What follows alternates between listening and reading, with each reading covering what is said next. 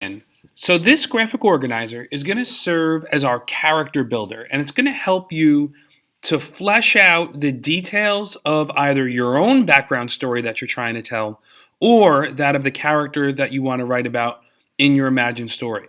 Now, some of this is going to seem very, very specific, and you're likely to not use all of the information that you actually put into this graphic organizer. But by thinking through your character in such detail and from what's probably going to be a couple different angles, you're going to have a better understanding of your character or the part of your own story that you want to tell. And it's going to allow you to include more nuance and really what will become more substance in the story that you're going to create. So, as you're completing the graphic organizer, just a couple things to keep in mind. You can put your story title in there and name your character. For most everybody, it's going to be the main character. That's who we're going to be dealing with here. Think about the physical appearance. What is their gender? Is it a boy or a girl? How old are they? What body type are they? Think about their hairs and eyes, how they move, how they speak, any first impression they might want to give off that they might give off. Do they stand a particular way? Do they sit a particular way? Do they talk with their hands all the time? All different things that sort of help us to understand a person by looking at their physical appearance. Then you're going to move on to the background that may influence their motivations or why they do things. What's their education? Are they in middle school, in high school, in elementary school? Is religion something that's important to them?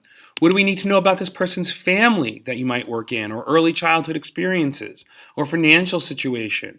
If it's a kid, they probably won't have a profession, but you can, of course, say that they're students. And again, if it's a child, you're probably all single, nobody's married.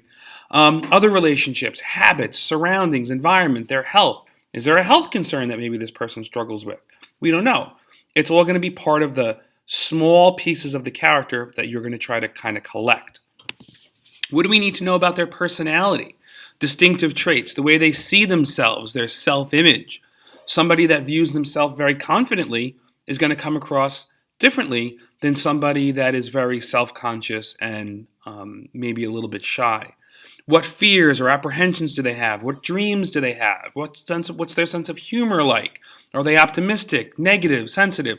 All of those things. Try to describe those a little bit here. Again, you might not include every single one of these details in your final imagined story, but it's all the pieces that are going to help you come to know your character better as a writer.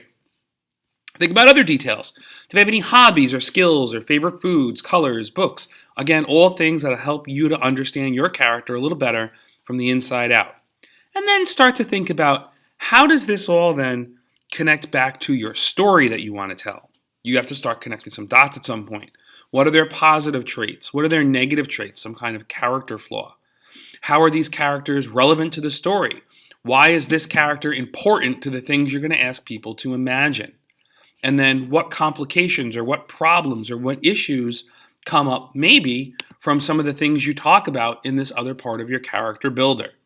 Once you fill this out and start writing, you're going to see you might be able to come back to it for some of the small, subtle insights that'll be helpful as you're writing your story later on. Good luck.